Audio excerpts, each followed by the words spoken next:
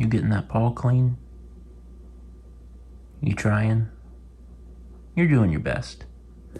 Hello, everyone. Welcome to Wednesday. It's been a bit since we talked about Kepler. So today, do you want to lap?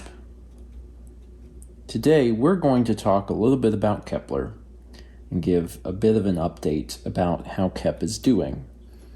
It's been some time now since Kep has been on new medication, and I wanted to give it some time so I could make sure that things were going smoothly, or at least that I had enough data that I could talk about it with some certainty, because obviously I didn't want to talk about how Kep was doing when he hadn't been on the new meds very long.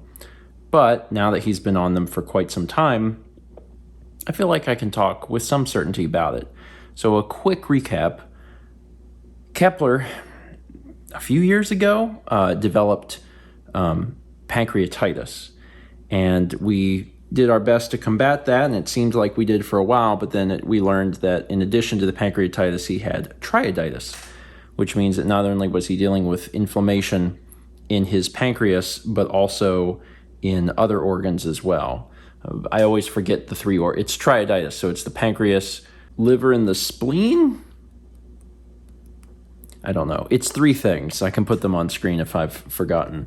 But he's dealt with triaditis for a while. And the problem with triaditis is that when his stomach gets messed up, he can puke, which is bad for a cat with triaditis. He can puke, he can have trouble eating, he can quickly experience weight loss. There's a lot of things that can happen, and it can happen very, very quickly for Kepler or any cat that has this condition. Getting him on the right food was a necessity, and ultimately getting him on medicine, in this case a steroid, prednisolone, a very, very low dosage, but he needed to be on a steroid, and that combination of things did it. He stopped puking. We took him to the vet, and the vet was like, he's doing good. He was on that for, a year maybe, and then we found out through an echocardiogram that even though the steroid was helping his triaditis, it was starting to hurt his heart. And, it was early enough that he didn't need to be on any sort of heart medication, but the cat heart doctor was like, hey, you're going to need to change from using the steroid to using some other med, because if you keep using the steroid, you're ultimately going to do a lot of damage to Kepler's heart. So that was bad. So over the past, little bit, he's had to transition off of his steroid, his prednisolone, to a different drug. And the name of the drug, I believe, is Serenia. I think it's Serenia or Serenia. And that was a long process. Like it was actually quite a long process to get him to move from one drug to the other. And the vet actually, we have a really good vet. The vet charted it out, and it's like, on this day, you're going to give him this, and the next day you're going to give him half of this. And it was like 4 or 5 weeks to transition him from one pill to another pill. And through that process, Kepler didn't puke. And I was like, oh, thank God. And then we got to the end, and he's just been on the Serenia now for like 3 weeks, maybe 4 weeks. And I've been waiting to make this vlog because I was like, is he going to be okay? Is he going to be all right? And he's all right. He's all right. And I mean, I can't speak for how he'll be forever, right? I can't say what the future holds. And, I know that he does have these issues. Triaditis is something that we have to keep under control. We keep it under control through his medication. We keep it under control through his diet and his eating habits. It's one of the reasons why he is fed so many times throughout the day. Instead of getting like 2 normal-sized cat meals, his meals are divided up into many small meals throughout the day. So he eats just little tiny amounts of food multiple times in the day. So there's a lot of things that we're doing to try and help him, but as of right now, knock on wood, it's working. And I've wanted to make this video for a while, but I was just kind of waiting to make sure that everything was going well. And it is. Kep is doing pretty dang good. And I can't say that he's going to be doing pretty dang good forever, but for right now, it certainly seems that way. Now, at some point in the future, he's going to go back in for another echocardiogram just to make sure that since, changing the meds, everything in his going on with his heart is fine. Because obviously it's mostly just the suspicion that the steroid was to blame. If it's not, then we'll learn that it wasn't. But I suspect that when the doctors say that they thought it was the steroid, that it probably was the steroid.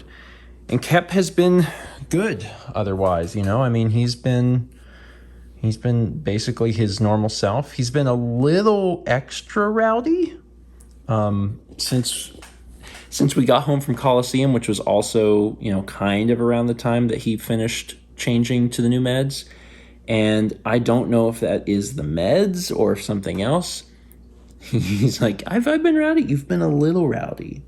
You've been a little extra rowdy. But he's such a sweet cat. And for the most part, behavior unchanged. But he does, when he wants to eat like now. He doesn't want to wait. And his appetite's been pretty good. There's been a few days where his appetite's been a little bit lower, but we're usually still able to do something to make him eat. Usually, like, if we add a few kibbles to his wet food, he'll eat it then. And that's even so, like in the past few weeks, that's been very rare. Only like maybe 2 or 3 times that's happened. Getting him to take his pills is not the most fun thing in the world. The Serenia is apparently like notoriously disgusting to cats. Cats don't want it. So we have to put it in a pill pocket. And that's worked pretty well. Recently he's been getting a little smart where he'll bite down on the pill pocket and try to open the pill pocket and get the pill to come out and then eat the pill pocket itself. But we're combating that in ways that we can. Sometimes we'll put it into another pill pocket and that'll be fine. Sometimes he doesn't do it.